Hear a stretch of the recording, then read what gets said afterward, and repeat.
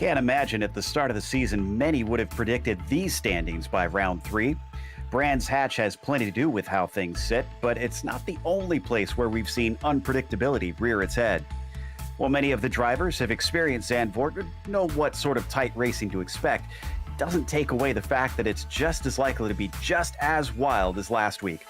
We'll see if that winds up being the case as we get ready to watch round 4 of the iRacing Kamel GT series. And you'll see it all live here on the Global SimRacing channel. Hi, I'm Joe Peak, and with me in the booth is Adam Lindgren. Behind the scenes is our director, Sean Ambrose, and he's using cameras provided by Dougie Beard. Zandvoort has been eagerly awaiting Formula One's return and is likely to see it soon. Let's head to our track guide to find out more.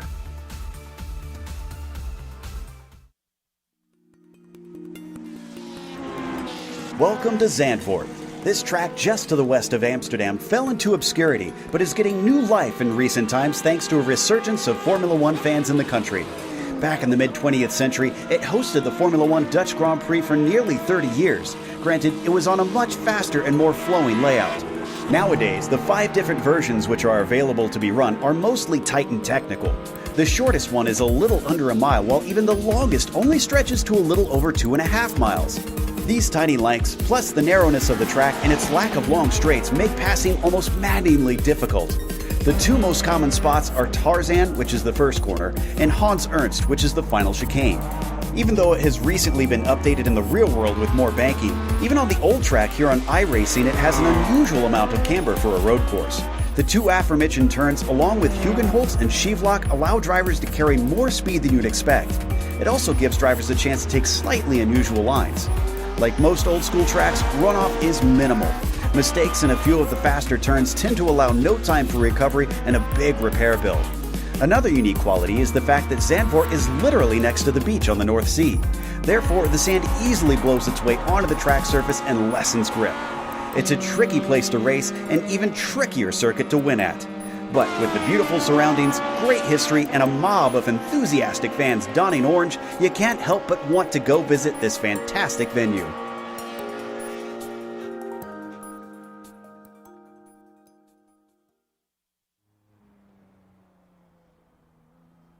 Well, Adam, we missed you here on Saturdays, and I have to say, you came back for a fun one here today.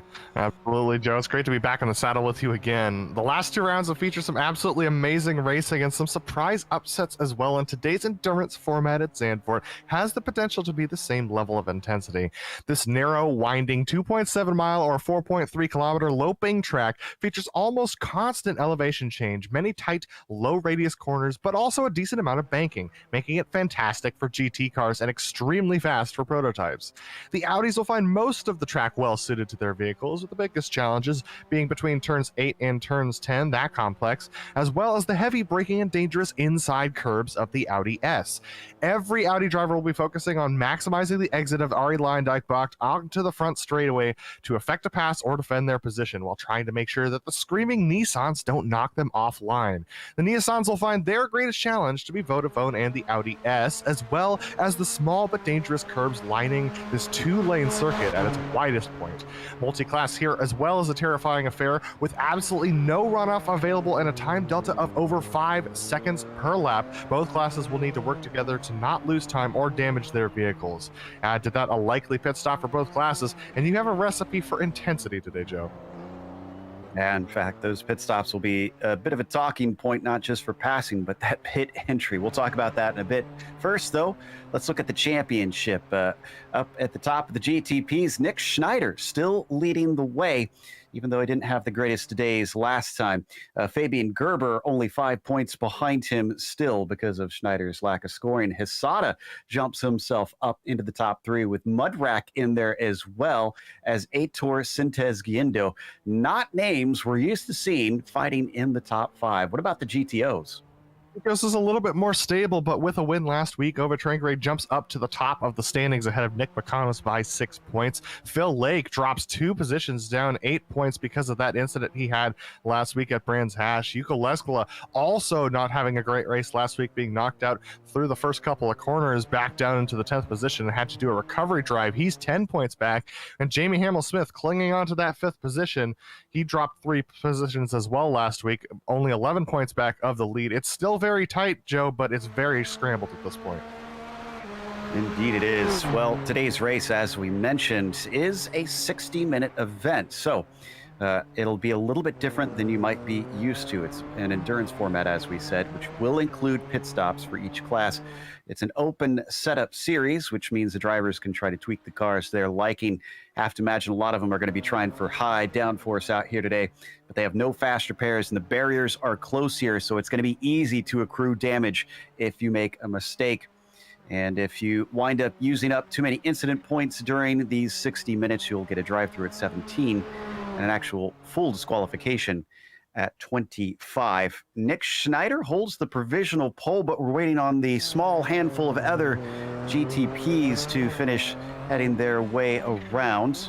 Jung Bluth, last week's winner, is back. We'll see if he can ride that high, but we don't have the other Fabian with us. The multi-time champion of Gerber is not here once again, and Reed Miller seems to hold the provisional pole in the GTOs. Yeah, Joe, another multi-time champion, Phil Lake, is not here in the GTOs either, so it's definitely going to be an interesting race for sure as far as the points are concerned. Yuko Leskala is here. He currently has not set a time. Here comes Jungbluth around onto the start-finish straight once again, finishing his second lap. It is a little slower, actually, so the second lap not quite quick enough for him. Nicholas Schneider still holding the provisional pole in the GTPs.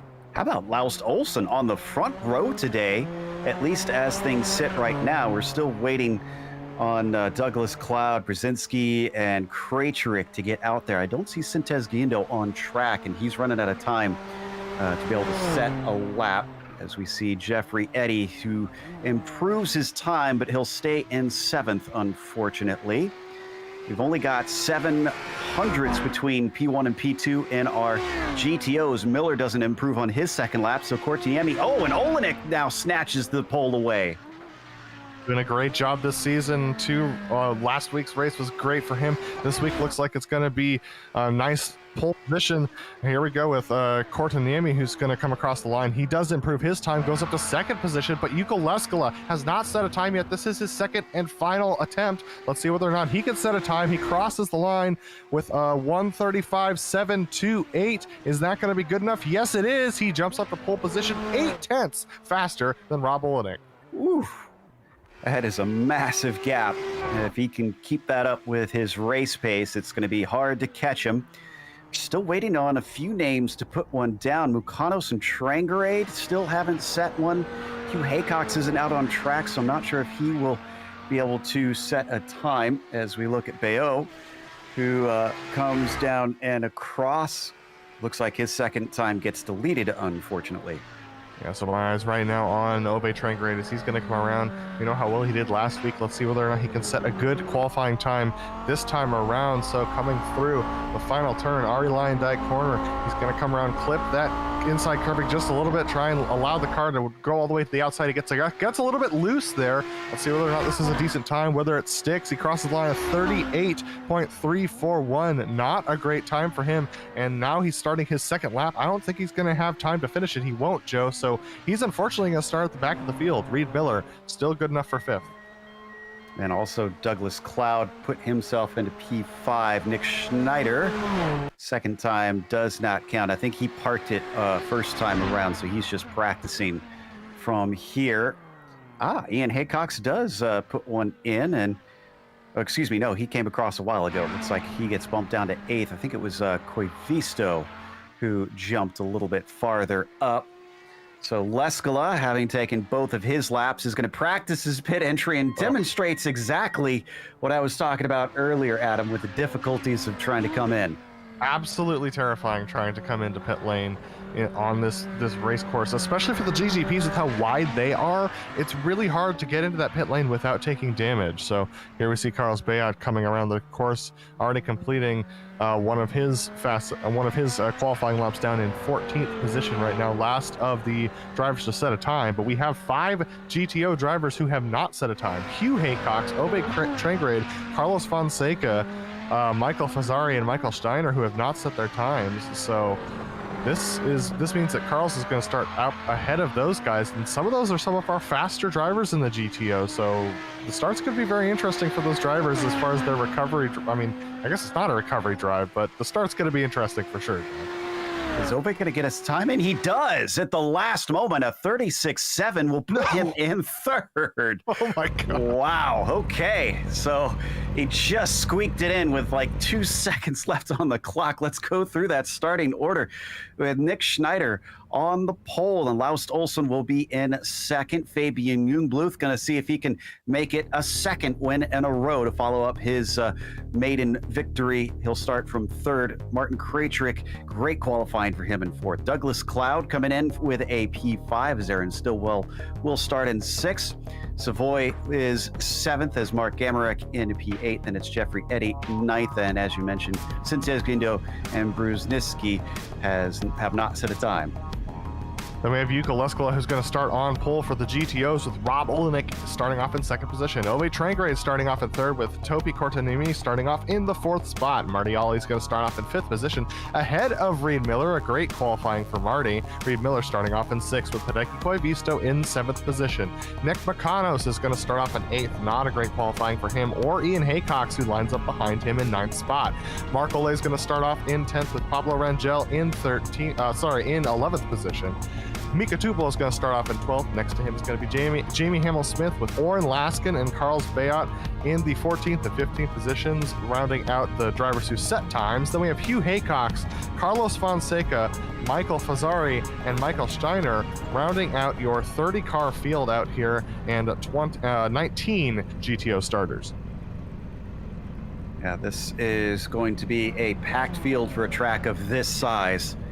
And normally we're used to seeing quite a bit bigger, but I have a feeling that traffic is going to quickly become an issue unless we get a big incident at the start. Crossing fingers, that won't be the case. We're waiting for the Porsche pace car to take off. But in the meantime, the weather conditions are looking pretty good. It looks like it'd be a very nice day to head off to the beach right next door to the track, only 93 Fahrenheit on the surface. So it should hopefully give them good grip pretty quickly. Yeah, 19C is a little chilly to be on the beach, especially if you get a breeze, but these guys, they have a little bit of a breeze there. Southwest at 13 kilometers per hour. That's shouldn't affect them too much with the speeds that they get going, maybe just a little bit down the front straightaway. But it's going to be very interesting to see how the drivers handle the pit stop, Joe. Like you said, it's a very tight pit entry, and you can gain or lose a lot of time, but is the risk worth the reward when it comes to taking a fast pit entry there? Yeah, drivers will have to ask themselves that. And, well, once we get to that, we'll start to see how many it actually bites. The other question on that risk versus reward, too, is when do you stop? Now, traditionally, a lot of times we've seen in this style of racing with just a single pit stop, everybody try to go long just to avoid coming back out in traffic. Here, though, by that point, I feel like everything's going to be a bit mixed up. So is it worth maybe taking a gamble? Yeah, it's going to be interesting. I think for the Audis especially, the tire wear will be a factor, even though it is only 93 degrees on the track right now. The tire is definitely going to be a factor for them, so pitting early is going to put you out there with more fuel and a heavier car with fresher tires, but that means that the tires are going to wear off faster. So it all depends on the setup that you do. Now, this is an open setup series, like you mentioned in the beginning, Joe. So the drivers can set up the cars however they like, and I know that some drivers prefer to set up the car for when it has lighter fuel, in which case that later pit stop is probably looking appealing to them. The Nissans, on the other hand, with their added downforce and added reliance on the tire's grip this season, are also going to see some tire wear issues. We saw that happening over the course of the last season as well. So I think that a lot of drivers are going to want to save that pit stop till the last possible moment, as long as their pace is decent, because that's going to ensure that they have the freshest tires for the end of the race. Well, as they now come into the newer infield section of the track through Renault and Vodafone, coming up to Hans Ernst, and I gotta say, this last chicane on the track, I've seen it cause so many problems, especially on first laps when everybody's eager to try and make overtakes. I'm a bit worried about how this is going to go when we get here, especially with a large GTO field. Yeah, the large GTO field is definitely going to have a hard time getting through there quickly. That's where you're going to see most of the gaps be created, because that leads straight up into Kumho and Ari Lyondike, the last couple of corners on the circuit. And that is, that's where you're going to see the drivers in the front of the field start to stretch away. With the GTPs, it's hard for them to make that corner too, especially if they go too wide. You can see just how difficult it is for them to do on the pace lap, much less the racing lap. But that pace car is about to pull in, Joe, and we're about to get racing. Yeah, we haven't talked about just how narrow it is on this circuit. It's an old school track, even though it has been since updated. It still retains a lot of that flavor with some sweeping corners in places where the barriers seem mighty close to the cars. So into Lyondike, and it feels like they're crawling around, I'm sure, behind that pace car. Can Laust Olsen potentially take advantage of this great qualifying for himself today? He's certainly pretty high up the order. Schneider wants to make up for last week, and Jungbluth wants to carry his momentum. Looks like the pace car now heads in, and Schneider is off quickly. Green flag is out, and we fly down towards Tarzan. Looks like Olsen got a decent start over Jungbluth, who isn't able to challenge, but he's able to brake later coming into the first corner, and he's able to get side by side. But let's go to the GTOs. Yuka Luskala got a huge jump on the rest of the field, but shifted to third gear. Didn't really work out for him that well. Rob Oldick was able to challenge him going into turn one, but Yuka Luskala jumped up to the inside to cover him off. They're still straight line and pretty clean, actually, for the GTOs as they dive around our first sharp left-hander and Hugenholtz. And as they come out, look at that. Rob Oldick sliding up the rear tires in second position, under threat from Ope Trangarade.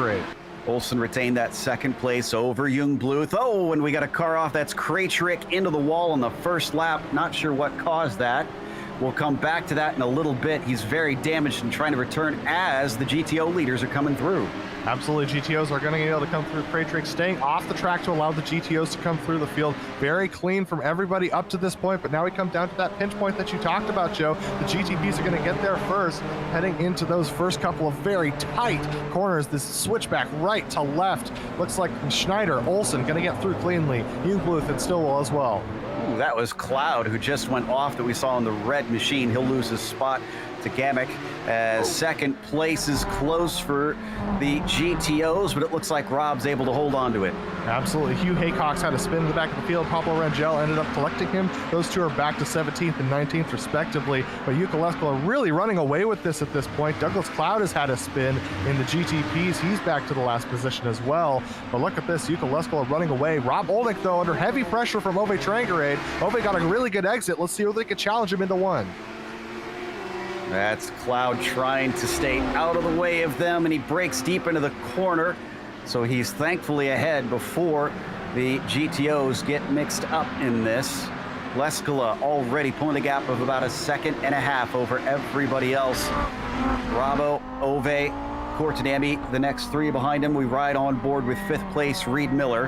And behind him, a little bit of side-by-side action as Ole is able to keep ahead of Mukanos. Topi Korteniemi, one of our newer drivers this season, has been putting on a real show up in the top 5 in most of the races that he's participated in, up ahead of Reed Miller, who we're on board with right now. Speaking of Reed Miller, if you want to keep track of all this, I know it's hard to keep track of. GSRC.tv is our timing and scoring, and that's where you can follow your favorite drivers and your favorite classes, keep your eyes on everything. But right now, Reed Miller trying to chase down that 4th position of Topi, doing a good job hanging on to the back of him. But this is going to be a very tight race for the 2nd position with Rob Olnick, Obe Trangrade, Topi Kortenami, and Reed Miller. Oh, look at that! Obe Trangrade getting loose off of the corner. Topi has an opportunity. He's going to take a look to the inside. Hanging that tail out a little bit too much, and Topi manages to get the overlap that he needs. Can he get the job done, though? That might be a cut course penalty, Joe. He really carred across the inside curbing, so that may be a time penalty that he has to serve. He's staying on the gas at this point, but this has brought Marty Ole back into it. Rob Olnick starting to streak away because of how much time Obe Trangrade lost. Now let's see who gets the best exit off of the final turn. Reed Miller goes a little bit wide into the grass. He's going to lose this position to Marty Ole. Wow, multiple mistakes early on in this race from our drivers. And it looks like Miller's going to try and come back around the outside as Mukanos poked to the inside of him, not able to make it stick. Marty gets that P5.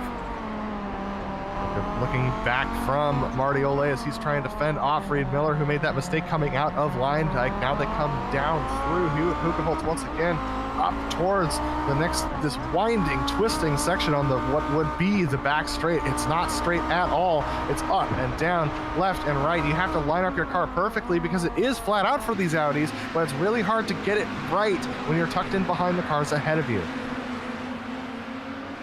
Well, this has spread out Trangarade and Courtaniemi and bunched up all those behind them. Ooh, very close to the back of Marty there for Reed Miller.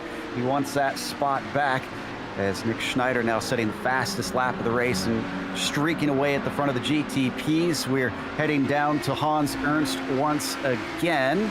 This time didn't see anybody slide out of Vodafone and nobody able to get side by side.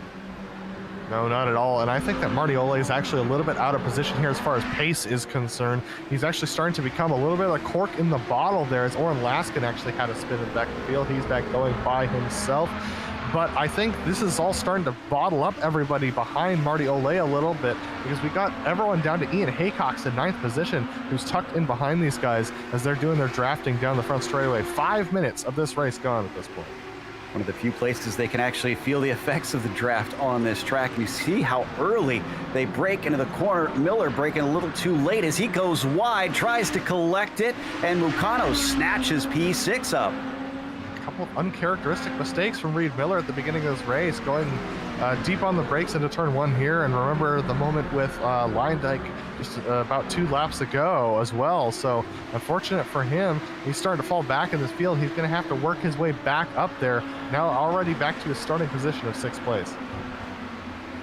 So far, only lost 2 drivers. Haycox is retired. Hugh has, rather, not Ian. And Martin Krejcik has been taking extensive repairs, unsure if he will return here today. Is the 6 of Mukanos already under threat from Reed Miller once again, along with Koivisto and Ian Haycox still in that line. Now they swing it left through Vodafone, trying to get on the throttle as soon as they can, and it's a great exit from Nick. You know, I got to give Marty Ole credit. I don't think he's actually the cork in the bottle. He's actually caught up to the back of Topi Courtaniemi for that 4th position. So he's actually challenging for that 4th position. Currently in the top 5. Marty doing a great job right now, just hanging on to the back of Topi as they come out of line dike, or into line dike one more time. You can see Topi actually hitting the brakes there mid-corner. Some drivers prefer to do that. They throw the car into the early part of line dike and then hit the brakes to get the car to turn. Others prefer to just roll off of the throttle and let the car slide through there. But you can see Marty Ole very strong on the brakes, a little bit too strong actually, slides it through the center of Tarzan, but able to keep going and stay on the back of Topi. And swatting flies inside that cockpit as they come down into Hugenholtz now, but he's still right up behind him. This is a great onboard angle as they now come over Hunsrück.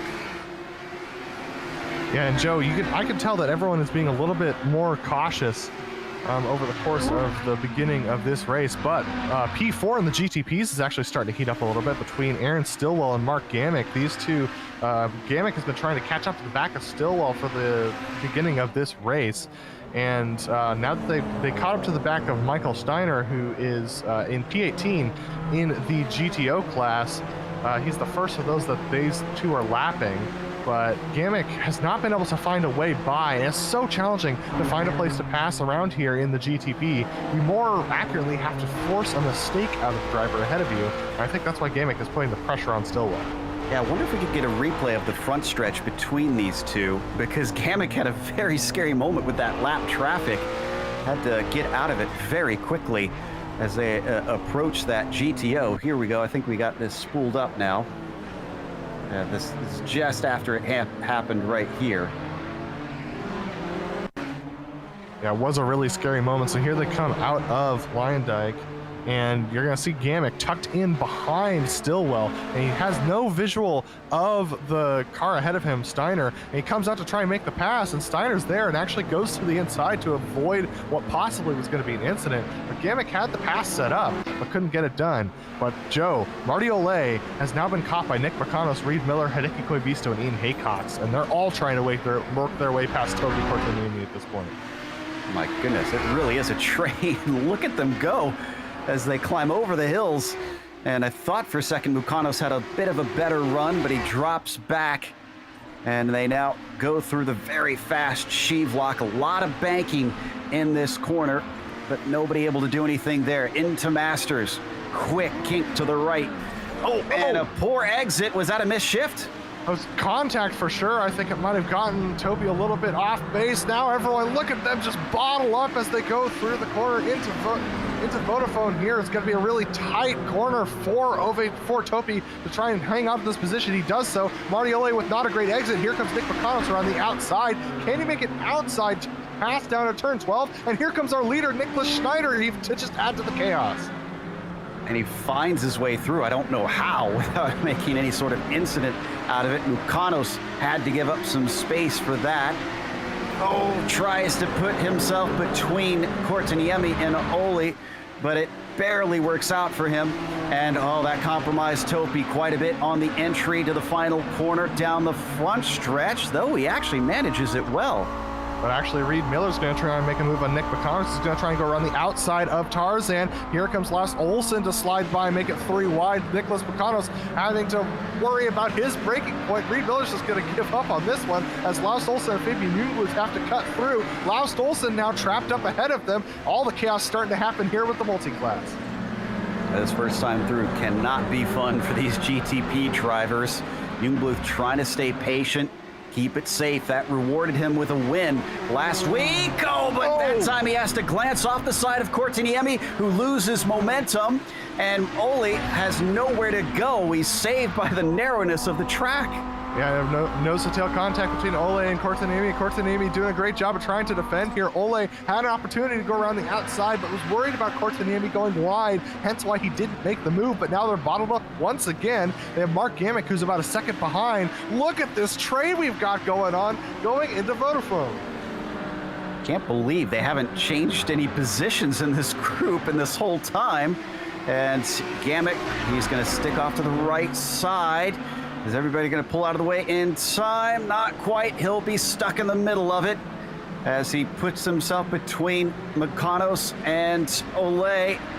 Out of Hans Ernst, he'll be able to get one more, and actually this seems to have helped out Kortaniemi something fierce. Yeah, Gamick actually has a significant amount of damage, hence why he's slow. Who is that on the side of the road? That's Jungbluth. What happened to Jungbluth? Oh no, more contact, and it was with Trangarade. Actually, no contact, but he picked the wrong side. You can see him sliding off. He tried to go around the outside and unfortunately touches the grass. Ove Trangarade, we're going to watch right here. Ove Trangarade is actually trying to give the inside line to Jungbluth into the corner and make a late apex himself. Jungbluth misreads it, tries to go around the outside, gets into the grass and makes contact. He's into the pits for repairs. That's going to be a long repair. He's got toe damage. Yeah, I mean, this will at least take the part of his standard pit stop, but like you said, it's looking like it might be a long one. Olay, unfortunately, also in with what seems to be a smoking engine. Meanwhile, we are on board with Haycox, trying to watch all the chaos in front of us, which still includes all the same players, except for, well, Mark Olay. No, I was thinking of Marty, excuse me. He's still up there. No, everyone's still here, Joe. We haven't lost any of these players in this GTO battle. In fact, Marty Olay has closed that gap that Kortaniemi had in about a second, down to 0.5. So Marty's really showing his pace, but the trouble is none of these guys can make the pass happen. And that's the struggle they're getting into. So at this point, Kortaniemi's kind of the cork in the bottle. He's 8 seconds behind Ove Trangarade up ahead, who was involved in that incident with Jungbluth. So we're now seeing just how challenging it is to pass around here. This is when, if I'm Marty Olay, I am thinking about an early pit stop, Joe. Because if I'm having trouble getting past the guy, I want to try and do an undercut, pit early, use my raw pace to try and get past him. Yeah, at this point, I think he's got nothing else to lose. Granted, that said, if everybody else stays out and it turns out it was the wrong call, he could wind up losing all those spots. We'll see what Marty thinks of it. Definitely, I think it could be a call for guys like Haycox or Koivisto at the tail of the train, though. I mean, they have only upwards to go. Yeah, any of these guys could try and affect an undercut here on Cortinini or any of their other competitors. The trouble is exactly what I talked about, though, Joe, is that you end up having heavier fuel and more tire wear over the course of the rest of the race. I'm not sure how much that's going to matter. Just as an update, Niklas Schneider out front by about 6 seconds over Last Olsen in second place, who's got another 16 seconds back to Mark Gamick, who has that damage. That damage actually came from a pass that Gamick was trying to make on Stillwell. Aaron Stillwell actually ended up getting into the grass and spinning himself, and Gamick ended up hitting the outside wall, so that's why Gamick has the damage, but Stillwell came out worse for it. But we're still watching this awesome battle here with Cortiniemi trying to hold off a massive pile of GTO drivers behind him from 4th position down to 9th.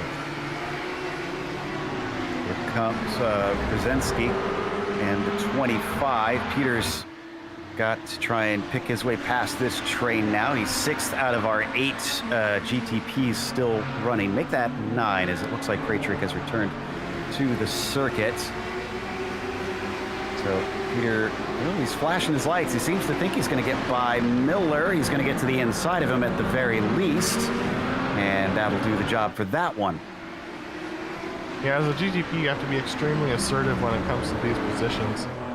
And take a look at this. Here we go, Gamick and Stillwell. This is a return of a battle that we saw earlier, but Gamick just does not have the pace anymore with the damage that he has. Stillwell's going to be able to make an easy pass up the inside, and Gamick's actually going to give it to him. Can't even hang on to the car out there. That's how much damage he's got on that left side. So Stillwell able to get by, but Stillwell's under some pressure from Felipe Savoy, who's tucked in behind him as well. Savoy actually doesn't have any damage on his car, so Stillwell, with a little bit of traipsing through the gravel and across the curbs, might have a little bit of undertrade damage that's affecting him. We'll see whether or not Savoy can make the pass. It was way off the racing line there into Hans Ernst, so Philippe still right behind, just seeing if he can run down this 23 and get up onto the podium positions. He's going to get a nice little slipstream down the main straight. Oh, yeah. Still has some pretty decent damage, Joe. He's down by about 20 kilometers per hour, maybe 15 miles per hour on the straightaway. So that's definitely going to be affecting Stillwell. But if Stillwell can keep his pace up through the corners, he can keep someone behind him. As they come out of Hugen-Holtz, doesn't seem as good through some of the corners. Stillwell keeping his pace up pretty decently compared to Savoy. They hit the back half of the circuit now. Do they have any more traffic in front of them? They're approaching Michael Steiner, but they don't seem to have too many of the Audis coming up soon. So this could be a straight-on fight.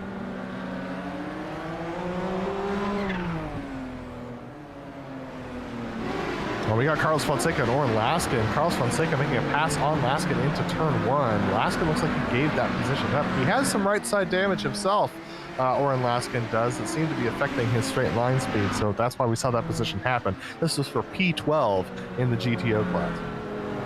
Yeah, that does look like he kind of saw it coming, didn't really defend, and let him through once he had the inside. Meanwhile, 4th place has been really the most action we've had all race long, and Nick is not ready to let that go away. I can tell you that Savoy just got past Stillwell with an easy pass down the front stretch, just used his straight line speed advantage. Let's stay right here as they come down into Hans Ernst once again. Now, if Mukanos makes any little slip up in his attempts to attack, Reed Miller is going to be right there. Just a note, remember Marty Olay was the one who was behind Cortinami just a couple laps ago. He ended up actually having a connection issue and pulled off to the side of the road to make sure he didn't make any contact with anyone. So he lost a couple positions. That put him back down to 7th place. But look at this, McConnell with a great run. Is it going to be enough on this short front straightaway? Let's see whether he makes the move. He's going to duck in. Cortinami is going to try and block him off. This is going to mean that Mukanos had to be short on the brakes, which puts Reed Miller right up behind him. Cortinami making a late defense there. I don't think Mukanos is going to be too happy about that. Aggressive from both of them, because Mukanos was way down to the inside on that entry, just trying to make sure that he had that desired line, but it was too shallow for both of them, and Miller loves it because he gained a ton of time as they were squabbling amongst each other. Sad news for fans of Fabian Jungbluth. He bent his steering, so he's not able to return. He's officially out of this race. Yeah, such a good race we got going on for these GTO guys for fourth position. Up ahead of them, Jukka Leskola leads with 4.5 seconds over Rob Olenek. Obe Trangrade another 2.5 seconds back of that. Then it's another 10 seconds back down to Korteniemi in this battle that we're watching on screen for the GTO class. So we've already got, looks like Mark Gamek's coming into the pits to possibly get some of his repairs done. He was from the 5th position in the GTP class and doesn't really have much to lose at this point coming into the pits this early. But riding on board right now with Reed Miller, who's tucked in behind Nick Makanos in that 6th position, Reed Miller is, and Korteniemi is up there 2 cars ahead of him in 4th. You know, now that they haven't had the prototypes coming through for a while, it seems like these 3 have better pace than those behind them. It's not as compact of a train as we saw before. Yeah, look at that. Reed Miller just a little bit too tight on the exit of Lyndike, couldn't get the speed going. Makanos, not quite enough speed himself coming off of Lyndike, got a little bit loose actually himself, which meant that he couldn't make that same inside move that he tried last lap on Korteniemi.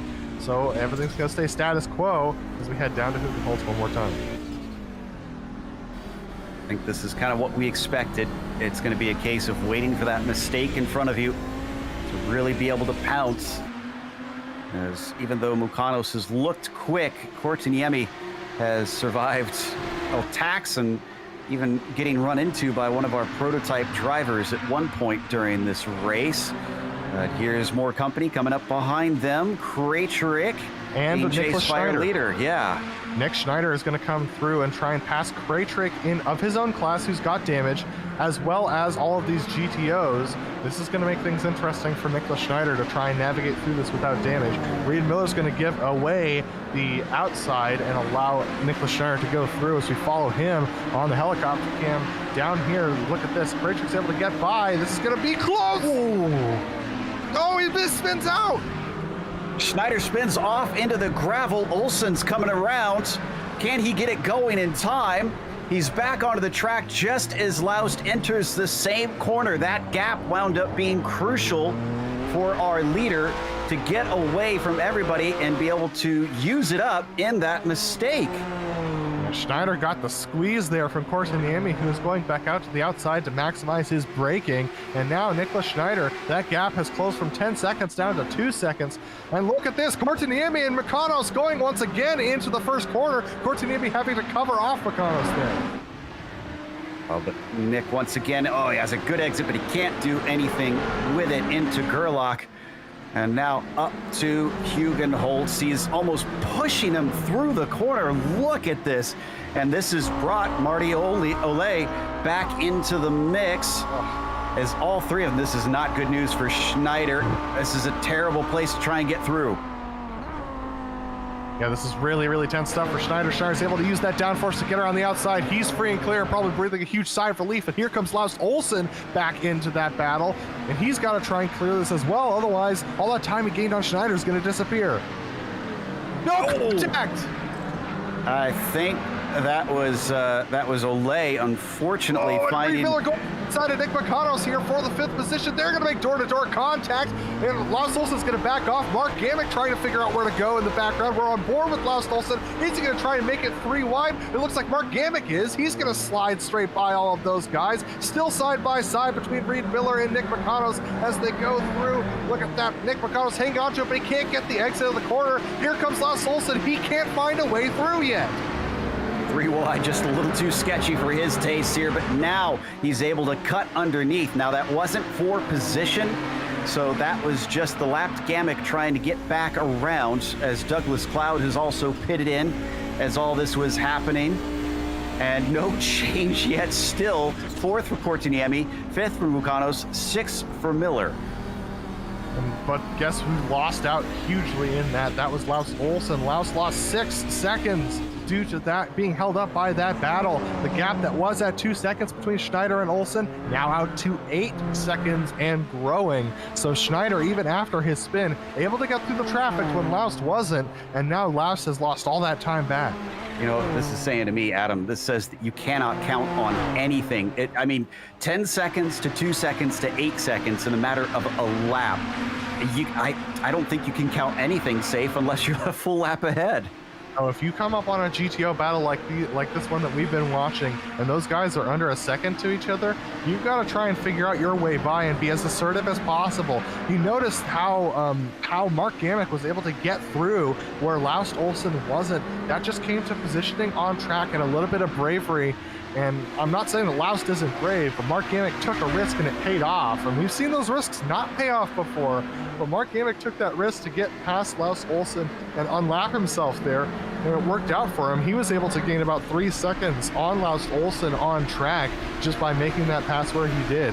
But look at this. This is Mark Gamick who's now dead. The guy I was just talking about, he pulls off to the side of the road and he's going to take a tow. Checking to see if he had another incident. And I'm not seeing anything. I think maybe he blew an engine.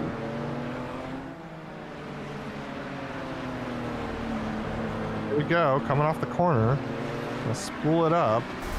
Ah, there it goes. Blow it. He just misshifted. Probably from second into yeah, probably second down to first versus second to third. It's an embarrassing mistake to make, but if you've got an H pattern shifter, it's easy to do, as Courtiniemi unfortunately squeezes off another of our GTPs. That was our third place runner, Savoy, who thankfully doesn't hit anything. Huge contact line. Nick McConos is around it. He makes contact with Marty Olay. That was between Stillwell and Nick McConos. Oh, and there is some serious words being exchanged over the radio right now. Yeah, this is not a place to pass the GTOs at all. And look at that, Nick McConos just completely shuffled off the track there. And Marty Olay was having such a good race with nowhere to go, unfortunately. But when you're going through those twisty sections, if that GTO doesn't open up that inside line, you cannot stick your nose in there. You just get it chopped off, just like we saw there. And both of the drivers now, unfortunately, Nick McConos out of this race. This is going to give Courtiniemi a decent gap, but he's still got Reed Miller for company. But here's Ian Haycox, who's trying to close in on Hideki Koivisto for 6th.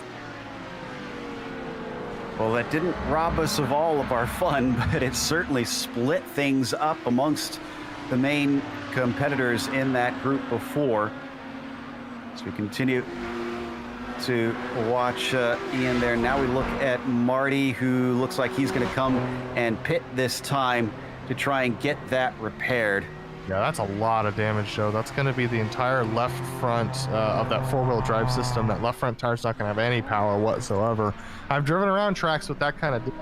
This particular track is not a great one. But let's hop back to Hideki Koivisto and Ian Haycox as they're continuing their battle. It's Eddie behind them and the 30. And he's going to want to get by, but he's not battling directly with anybody right now. In fact, he's a full minute behind, it appears. So he's going to size him up. Yeah, I think Ian's got a good shot if he just sends one up the inside aggressively. Yeah, and this is a good place to do it, but he's got to make sure that Hideki Koivisto does not have a good exit, because if he's a little bit too aggressive here, Hideki will turn in on him. So Ian Haycox has to be about equal on pace coming off of one of these corners to Hideki Koivisto, but both of them get it a little bit loose as they exited Vodafone. Yep, down into Hans Ernst. This is an incredibly patient Jeffrey Eddy. He doesn't want to get involved in this. He's trying to pick the safest way by. Ian Haycox a bit stuck back here as Koivisto leads him around Zandvoort. We're just about at the halfway point of this race. Those who want to split this one perfectly in half would likely be coming in within a lap or two. And here goes Eddie. I'd expect those who are going to do the split in half will take Ooh, this is interesting. Look at this. Jeffrey Eddy's going to be on the inside, taking away that line from Hideki Koivisto. Ian Haycock's unable to get the rotation of the car, unable to put the power down enough to stick his nose in there on Hideki Koivisto. But Hideki a little bit wide here now as they go into Hugenholtz. He's going to be a little bit under pressure from Ian Haycock's. But now we exit onto this long, twisting section. Ian Haycock's is not going to have an opportunity to pass until they get to sheet block. Certainly not. I'm keeping half an eye on this, and also Reed Miller and Courtiniemi, with those two remaining extremely close, just a little bit up the road. Again, this is still for fourth place outside of the podium, and because of all the fighting they've had, they're 16 seconds behind the next car. Miller just too hot in there. Reed Miller's making some uncharacteristic mistakes. I usually call him Mr. Consistency because of the way he consistently drives the car, but he's been extremely aggressive today, and it seems like it's not paying off for him. He's not able to hang on to the car in the same way, trying to make these late dives and these aggressive moves. Now we see him diving into this corner. He has increased his pace, I will grant him that, but the consistency's got to follow. Otherwise, he's not going to be able to catch drivers like Courtiniemi who are able to just hang on to it. Out of the final corner from Lyondike onto the front stretch. A repeat here with Eddie going by 1. Last time he got in the way a little bit down into Tarzan. Does he wait it out or does he try and go through? No, he's going to have to sit between them. And this is where it gets a little bit twisty once again. Not sure if he's going to find a good place to finish this up here. Yeah, it's going to be a tough one. He's going to try it. Look at this. Courtiniemi's going to take away the inside line from Eddie, forcing Eddie to stay behind him. Now we get into this twisty section. This is the dangerous part where Nick Mecanos got sent around. I'm not sure how Eddie's going to get through here, Joe. Well, the answer is he isn't. He's just going to sit and wait once again. This might be why we're seeing him so far behind the next car. I think he's not full throttle to the floor. And some straightaways, just trying to keep the car together. And this is where, as an Audi driver, I'm banging my steering wheel saying, come on, Eddie, let's go. Get by me. Come on. Because you're staring in your rearview mirror when you want to be focusing out the front windshield because you're so concerned about when that GTP is going to make the move. Because at this point, you have no idea. But Jeffrey Eddy now looks like he's found his opportunity. He's going to go up the outside here as they head towards turn 12. And now he's gotten by. Courtiniemi can worry less about when that unpredictable GTP is going to sneak through. Now, last time by, I noticed that Trangrade was quicker than Olenek. Let's see this time. 37 flat from Rob, 36.4. Yeah, 2 laps in a row that Trangrade's taken pretty big chunks out of Robbo. This is for second place. It's down to about a second and a half. We've already seen the kind of chaos that a lap traffic can cause these sorts of battles. All it takes is a prototype coming through and holding up that number 3. Absolutely, and I think Ove Trangrade is really pushing right now. When you saw him, we could actually hear him slide his way through Hugenholtz on his way down towards this long twisting section. Now as they go through Skivlak, I think Ove Trangrade is thinking about pitting sometime soon because he's really using all that's left of this car, of this tire, as we start going through here. Now it's going to be interesting to see whether actually they do take tires on this pit stop, Joe, because of the fact that they don't have that many straightaways around here. I'm not sure how much the fuel flow is, because if it's going to be a wash between tires and fuel, some drivers might elect to take the tires, some drivers may not, but we'll find out. Looks like our third place driver in the GTPs is in Philippe. Gonna hand that over to Stillwell. So he's gonna go for the halfway, and he is indeed taking tires. Yeah, for the GTPs, they lose no time taking the tires whatsoever. The Audi tire takes a little bit longer to put on, but let's jump back to Courtiniemi and Reed Miller, because Reed's back on the back of Courtiniemi, and Courtiniemi looks like he's feeling the pressure a little bit. He clipped that inside curb pretty hard coming into that chicane. And he's gonna send it in very hot to Kumho. Miller, once again, just pushing things, as Courtiniemi, as smooth as ever, has yet to give up that 4th spot since the start of the race. It's exactly where he gritted up. It's where he's remained. And even with the front stretches slipstream, Miller runs out of time. This is the leader overall coming up behind them, Nick Schneider. Schneider's going to try and find his way by. He's seen the horrors that have happened. Oh, Reed Miller very deep there into Hugenholtz, almost made contact with Courtiniemi. Nicholas Schneider is going to say, hey, Reed, I'm going by on the outside right now. He's able to sneak through. Courtiniemi's going to see it as well. Everyone's going to give each other their room there, but Courtiniemi having to brake there on this twisty section. Reed Miller might have an opportunity if he's able to keep his speed through Sheeplock. Let's see what he can do here into turn. They're going to approach turn 9. This is where Reed Miller, if he's risky enough, can take a very late dive through here, stab it up the inside. Is he going to try and make the move? He thought about it. I saw him trying to set it up. Can't quite get it done there. He's going to try and get a better exit here as they go into Vodafone, try and do an over-under on Vodafone, but look at this, Courtiniemi holding it very tight to the apex, blocking Reed Miller's attempt there. But Reed with a great exit. What's he going to do here? Oh, mischief for Courtiniemi. Reed Miller's got the opportunity. He had to check up to get out of it so he didn't run into him, so it puts them side by side down into Hans Ernst as they weave their way around. He just can't get the grip on the outside. Krajcik is going to go through, and that is Savoy now with his pit stop done, returning in 5th position. That's not for a spot. And Philippe decided to check up. Thankfully, that could have been a big wreck right there. That was almost the end of Courtiniemi's race right there. There was a little bit of contact, but Courtiniemi was able to keep his foot in it and keep it going. Loust into the pits from 2nd place. The first of our front-running GTPs to take the pit stop. Let's see what kind of time he puts in the pit lane.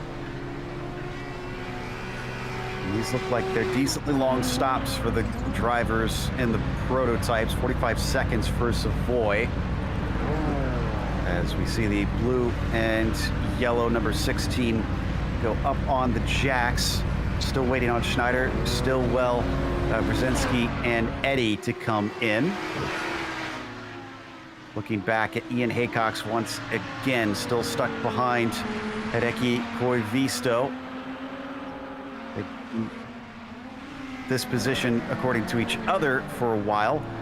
And did Loust? No, Loust did not take tires. Excuse me, he didn't go up on the jack. So Loust Olsen, yes, he did, Joe. He did take the tires. He did go up on the jack. It's just a shorter time. I believe that Savoy got a penalty in the 5th position, pit speeding penalty. So that's why his pit stop was 45 seconds in the box. But Loust Olsen now back out in the 3rd position. Stillwell has yet to take his pit stop and is only 7 seconds ahead of Loust. So with 42 seconds in the lane, Loust Olsen will be able to make it past Stillwell. But the question is, will these fresh tires allow him to close that gap to Schneider? You have to wonder, too, is Schneider paying attention to that at all? Because he's just kind of running his own race. He hasn't seen where Loust Olsen is in many laps since he's had his little moment coming into Hans Ernst. He was ahead of him for a brief moment and then able to just run away. This is a lapped car in front of him. That's Peter in the 25 once again. I think Nicholas Schneider's just praying that the unfortunate events of last week don't happen to him again. Obviously with that incident happening with a lapped car, that was unavoidable for Nicholas. So similar things happening between himself and Phil Lake. Phil, who's not here this race particularly. Ian Haycox. He pitted. And I think he was no tires. For sure. 9.7 seconds. You can't take tires on that amount of time in the GTOs. So that was a fuel-only stop for Ian Haycox. We'll see whether or not that's the trend for the GTO drivers. Okay. So I think Ian was listening to you on strategy, hoping he could jump his rival. Reed hasn't quite pulled that one off yet. As he comes down towards Hans Ernst himself. Schneider went around again, so he has not decided to react to Loust Olsen. So Nicholas Schneider still out on track in the lead of that. But look at this. Reed Miller, the pressure he's been putting on Courtiniemi seems to be paying off because Courtiniemi cannot run away from him. I still think, based on raw pace, that Reed is probably faster than Courtiniemi, but that consistency just doesn't seem to be there for Reed. Look at that, Courtiniemi with a great exit off of Line Dyke onto the front straightaway is going to allow him to hang on to that position unless Reed sends it very deep here. Reed's going to think better of it, stay in line, takes it a little deep into turn 1, once again locking up that rear right tire. But look at his exit off of the corner, quite good. Is he going to try and make a move into Hugenholtz? Looked like it this time. It's tough to get side by side because of that kink to the right with Gerlach up and over a very blind hill. As they start to pick up speed once again. I see Jamie Hamill-Smith also pitting. Jamie Hamill-Smith and Ian Haycox were battling, so it looks like Haycox is able to get through Jamie Hamill-Smith into the box. We'll see whether or not he takes tires. I think it was Coy Visto he was battling with. Yeah, Hamill-Smith out well behind Ian Haycox, only about 2 seconds slower. Oh, and Nicholas Schneider. Here we go. Now, I don't think Olsen had enough laps to really make huge inroads, but we'll see. Savoy is around. Savoy made his own mistake and is around in this gravel trap. I believe this is through turn 9. Ooh, he hit the wall hard. Very hard. There it is. Oh. He's clipped the grass going through the corner. His major damage is now in the pits, but Nicholas Schneider, all eyes on him in the pits, done with his tires, 16.7 seconds on the stop. No matter how fast Lance Olsen's going, he's not going to be able to make up for 6 seconds in the pit lane. Yeah, that was a significantly quicker stop. This means that Stillwell likely going to come out in 3rd place, but he remains in 2nd as he keeps going. Rob Olnick into the pits as well, 11.3 seconds in his box. Reed Miller into the pits from his position in the 6th spot. He's going to take that pit stop as well, so all eyes on these GTOs. Wow, Reed Miller, 6.6 seconds, the fastest of our GTOs in box time so far, so he took the least amount of fuel compared to everyone else. Totally makes sense because he's been trapped in that train for a long time, probably running less throttle. Bartaniemi and Koivisto remain out, so Finns seem to like to go long today. As we see that both Leskala is still out there, and not a Finn, but I guess Finn adjacent over there in Norway. Ove Trangerade is continuing in P2. Yeah, it'll be interesting to see whether or not Ove Trangerade, we'll see whether or not he's able to affect a pit stop that's as quick as that's quicker than Rob Olnick's, because that will definitely decide that battle for P2 that we saw shaping up. So as Ove exits the corner, is he going to come into the pits? No, he's going to go around another time. They still got some time left. Usually we see these cars go, what, about 50 minutes on a tank of gas? So, yeah. So he's still got some leeway if he wants to try and keep some wiggle room in there. Stillwell also doesn't pit this time. So I think we're now getting into the drivers that are committed to going as long as possible on this set of fuel, which would to me say that we might not see some of them take tires depending on things. So, yeah. And Joe, one driver that we haven't focused on, but because of his unfortunate events last week, Yuko Leskala has been the class of the field today. I mean, usually he's extremely fast, and it's hard to find anyone who can challenge him. But Yuko Leskala, 22 seconds ahead of Cortiniemi, who obviously has been doing his fair share of defending this race. But Yuko Leskala, ever since he got that pole position, which was very close to not getting that pole position because of missing out on his first timed lap in qualifying, he's just been able to pull away from this field, was able to get a great jump on the field at the beginning, and hasn't looked back since. See Jeffrey Eddy pitting in, but Leskala is not. Now remember, the car in 2nd place is Ove Trangerade, and he's about 13 seconds back, which is still a pretty decent gap, but Rob Olenek, we think, should be the one that winds up P2 unless Ove is able to jump him with the pitch strategy. And Olenek has already taken his stop. Oh, it's in. Well, so we'll get a direct comparison now. Absolutely, this will be that race that you talked about. Now, Rob Olenek was 11.3 seconds in his box. Ove Trangerade hits his box perfectly. We're watching that time. We'll see whether or not he's able to come out any faster. 9 seconds, 10 seconds, past 11.3, 11.6. It's going to be close. Here he comes out of the box. Where is Rob Olnick? Rob Olnick goes by. But it was close. If he had just those 0.2 quicker to match him, it looks like Trangerade was faster out on track.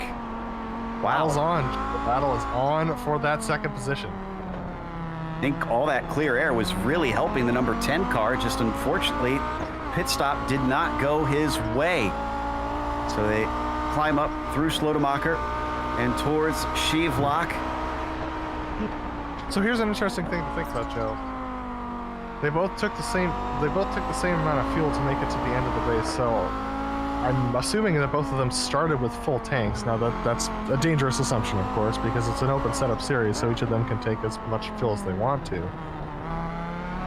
But it's possible that Bravo has short fueled a little bit, but I wouldn't assume Bravo would take that risk. But Ove Trangerade and Rob Wolink with basically comparable times on the pit lane. But with Ove Trangerade going a little bit longer, so it'll be interesting to see whether or not that affects either of them towards the end of this race, or whether or not the behavior of the cars is any different. Absolutely. The tires have been doing the same amount of laps at this point, but Ove Trangerade's cooled off a little bit as he sat stationary, and he is closing in. Look at him get within about half a second of the number 3.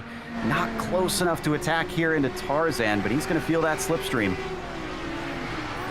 Absolutely, so we'll definitely have to keep our eyes on this as we continue going around. This is actually the closest battle on track, and it's definitely one that is for a hotly contested position. It's going to be the best of the best after Yuko Leskala, barring his successful completion of this. Now, granted, Yuko has not taken his pit stop, and neither has Korta Niemi. That's why you see them 1 and 2 on track right now. 30 seconds in the box seems to be the average time, anywhere between 25 and 30 seconds for these GTOs.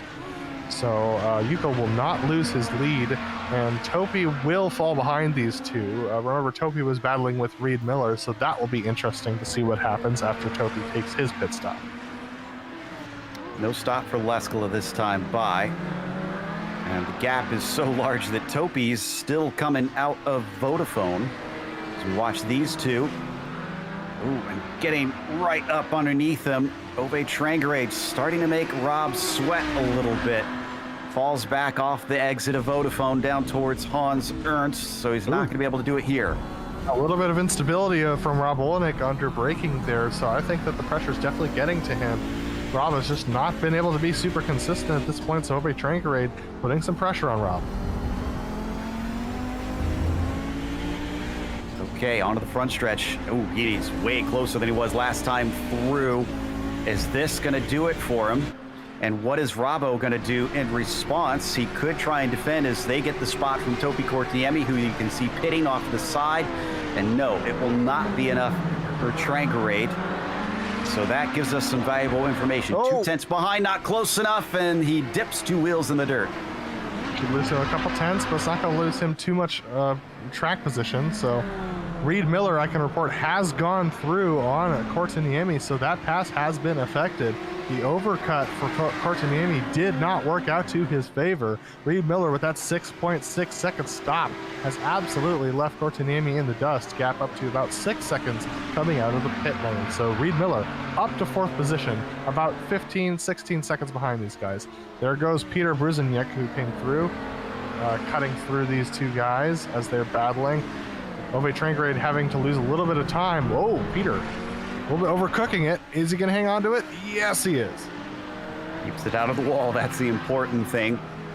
Now, Aaron Stillwell also pitted, so he'll hand 2nd place back to Olsen. And considering the gap between Stillwell and Brzezinski, I think the 23 will retain that 3rd place.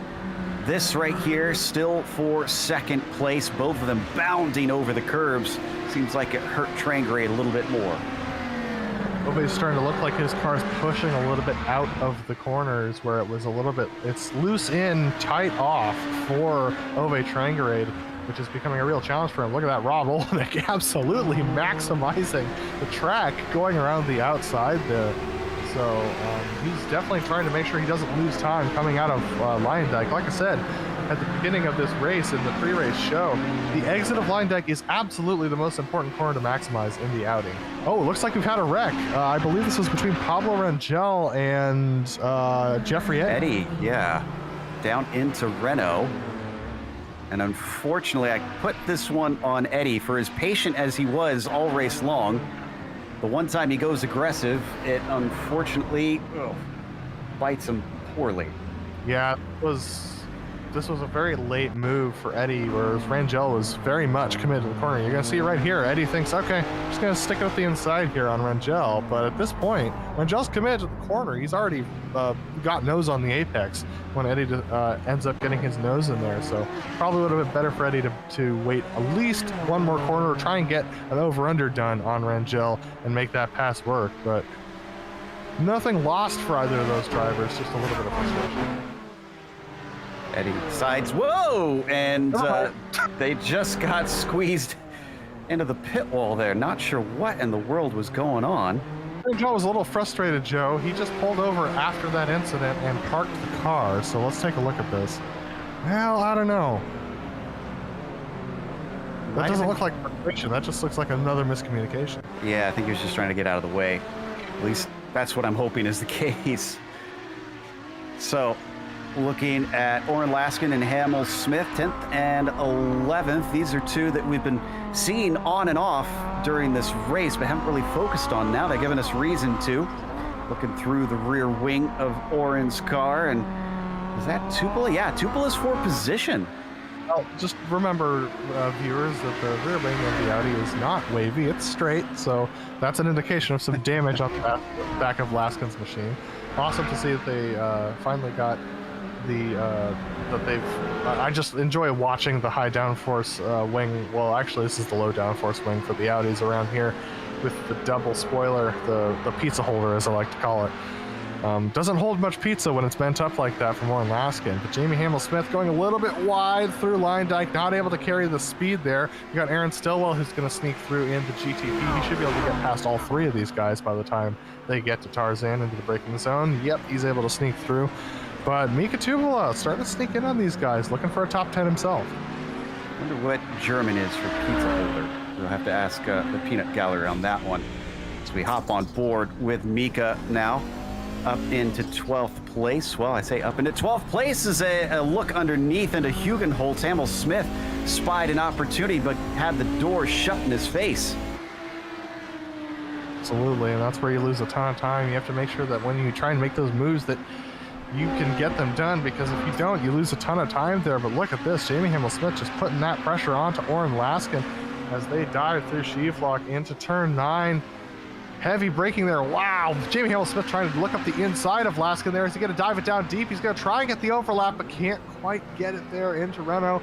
We go towards Vodafone. What can Jamie Hamel-Smith do as far as the pressure is concerned? This is bringing Mika Tupola back into the battle. We have Jeffrey Eddy coming up behind them. Remember, Eddie's the one who was in those incidents with Pablo Rangel. So let's see what Eddie does. Is he going to be patient, or is he going to try and get past? He's going to hang out. So all these cars now, 4 in a line as they go through Hans Ernst. And they are being approached by Nick Schneider within probably about a lap or two here. So this battle could find itself not only having to deal with Eddie, but with a much quicker of our prototypes. Eddie's going to find a nice clean spot here down to the inside of the front stretch, but Hamel-Smith is way too far back this time. And they're not going to be interrupted by Jeffrey down into Tarzan. We're down to 8 minutes left to go. So we're closing into the last stages of this race. Now, we should also point out that all of these drivers that we see right now in the GTOs, except for Hamel-Smith, still need to pit. Absolutely, which is a little bit of a surprise. So with 8 minutes to go, these guys still have to pit unless they've been saving a ton of fuel. That would be a miracle in my mind that anyone can make it to the end of this race. Another thing to note is that Piotr Brusininski in 4th position in the GTPs also has yet to pit. So he should not lose the position to Jeffrey Eddy in 5th position, but Jeffrey Eddy, who we are seeing on screen right now, trying to find his way past Oren Laskin and Jamie Hamel-Smith. Yeah, after his incident last time, I think he's been scared off of trying to get to the inside of these cars. Unless he wants to try it here. No, he is just going to sit behind them. Laskin. Aaron Stillwell's had an incident through line dyke. We've seen a few of those from the GTPs here today. This is yet another mistake, just like the other ones that we've seen. So here's Stillwell coming out of Hans Ernst. He's tucked in behind a couple of the Audis, and as he goes past one of them, he's going to duck down to that inside. He gets his left tires into that dirt and just can't turn the car. It goes straight into the barrier. Wow. And it was enough damage that he is into pit lane. So I think, yeah, Peter is going to move himself up into third spot. He started dead last of our GTP field. Pitting now, and his pit entry is not exactly quick, so he might lose that position to Jeffrey Eddy if his pit stop isn't fast enough. So third position in the GTPs is going to come down to this pit stop from Peter. We'll find out whether or not Jeffrey Eddy can make it by. Jeffrey's still stuck behind these GTOs. That's not going to be a good sign for him.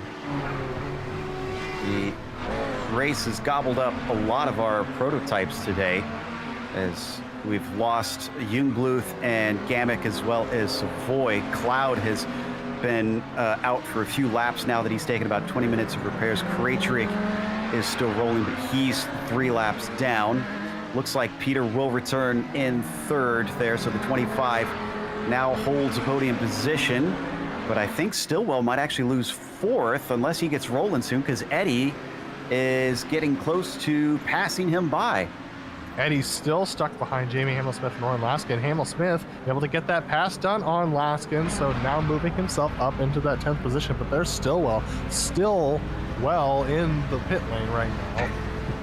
Just waiting to try and get those repairs done, but I think if he has a meatball, he's going to be stuck there for quite a while. Yeah, it all depends on what exactly he banged up.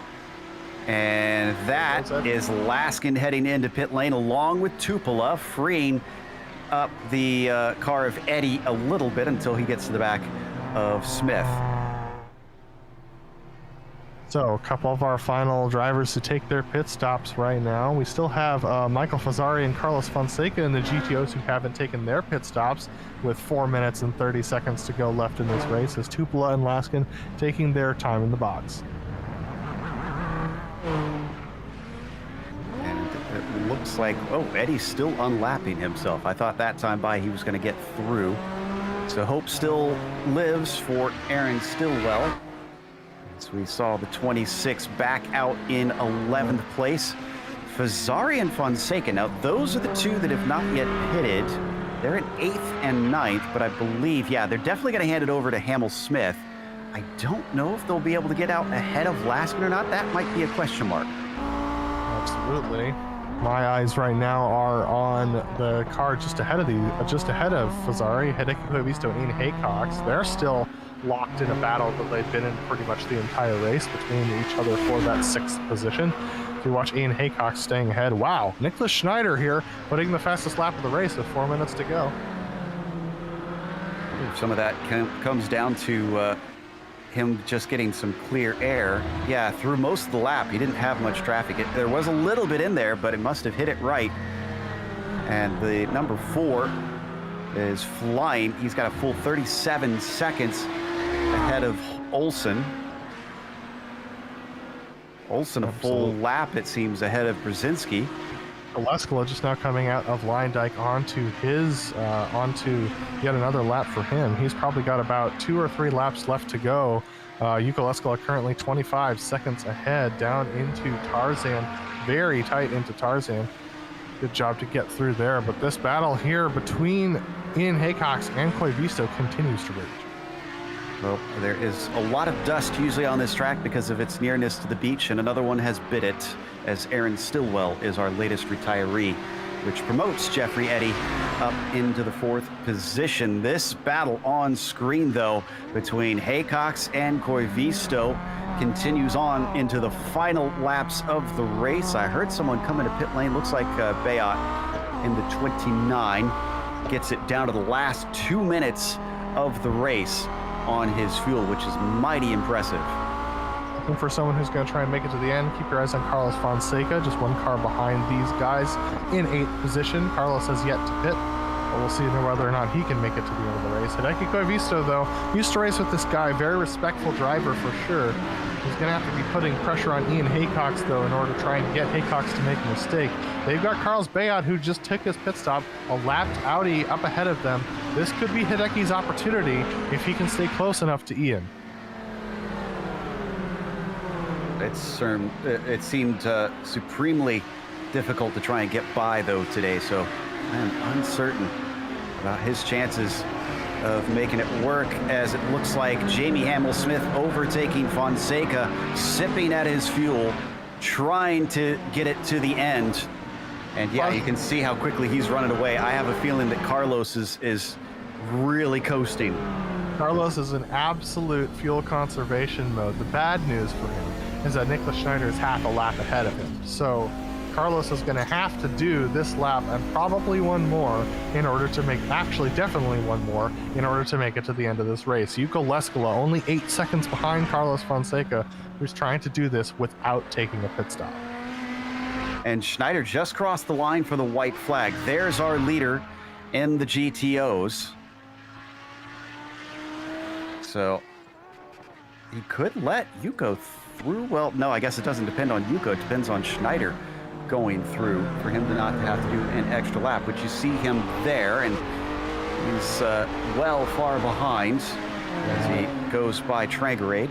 Trangarade just has not been able to close that gap on Rob Olenek. Rob able to keep the car underneath him and snake away from Ove Trangarade unless Rob makes a mistake. Rob's going to have that second place nailed down, but Nicholas Schneider, having just passed Trangarade and Olenek, is coming up on Ole and Tupela, who have been battling for that 12th position ever since they took their pit stops.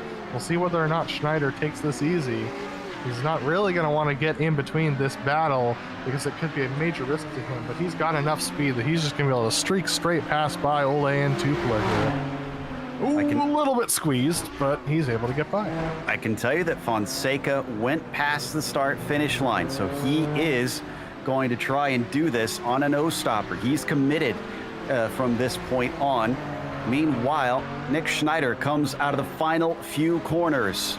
He's going to take his second victory of the season, extending his points lead here in the Kamel GT Series with a win at Zandvoort. And Yuko Leskola has almost a full lap behind him to try and finish this one off. Yeah, Yuko Leskola, just an excellent drive today from top to bottom, minimizing risk, maximizing pace. He got that huge jump on the field, almost came up to the back of the GTPs going into Tarzan on the first lap, but was able to maintain that position and keep everyone tucked in behind him. So Topi Kortuniemi, who was in second place for most of this race, now back down to 5th position. As you can see, Yuko just being very cautious, letting Pieter go through. But Yuko Leskola, just an excellent drive today, and once again back on form after having such bad luck last week. Laus Stolson with a great second place there. Well, only other car to finish on the lead lap, but what about Yuko Leskola? Oh, my mistake, Joe. Leskola ahead of Schneider as Olenek and Trangarade were behind him, so he's going to get to do an extra lap compared to the rest of his field. So Leskola might not be leading the points, and it's the first time in a while we've seen someone else lead the points, but that looks like it could be switching right back around as Leskola wins in the Netherlands. So that's going to take us to a quick break here on the Global Sim Racing channel. We'll come back with the unofficial results as well as driver interviews, so don't go away.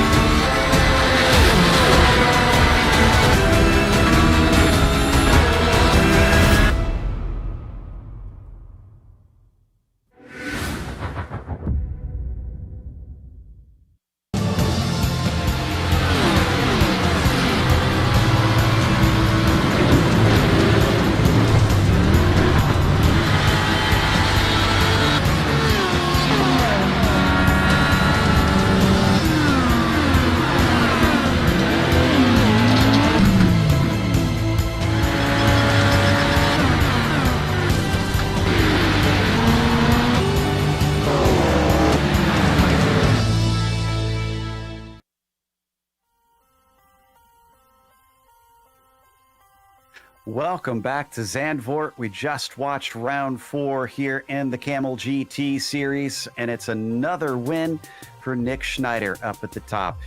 Not too many of our prototypes to go through, unfortunately, as it was a rough day out there. Laust Olsen, the only other one to finish on the lead lap, but another podium for him as Brzezinski finishes in 3rd, and Jeffrey Eddy somehow winds up in 4th just by keeping the thing together and seeing the end, as Stillwell, Krajcik, Cloud, Savoy, Gamek, and Sintez Guindo had a very bad day. And once again, just like last week, one of the only normal things that we're seeing here is Yuko Leskila taking the win, but then we got Rob Olnick in 2nd place over Ove Trangrade in 3rd. Rob and Ove having a pit stop battle, ending with Rob coming out ahead, and Ove just couldn't catch him back up. Reed Miller takes 4th place over Topi Kortaniemi, who was in 2nd for quite a while, but after his pit stop comes out in 5th position and can't make up the time. Ian Haycox coming home in 6th ahead of Hideki Kubisto, holding him off, with Jamie Hamill-Smith in the 8th position. Carlos Fonseca did not take a pit stop in this race and comes home in the 9th spot ahead of Michael Fazzari, who took a late pit stop with the overcut not working out for him. We have Oren Laskin, Mika Tupula, and Marty Olay rounding out 13 positions, with Carlos Baylot a couple laps down in 14th. And the rest of the drivers had really bad days, Joe. So unfortunately, they're DNFs for the rest of this race.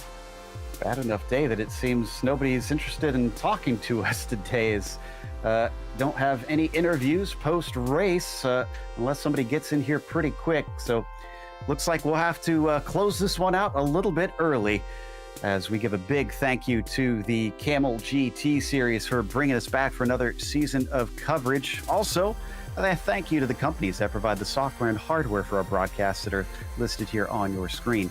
Additional thanks to June Lalonde, who provides our wonderful music. See the screen for how to get a hold of more of her great work. And thanks to the team today, Adam, Sean, and Dougie. If you'd like to find out more about GSRC, you can find it at globalsimracingchannel.com or through our social media listed on the screen. Also, please check out our merchandise store at simracingmerch.com/GSRC.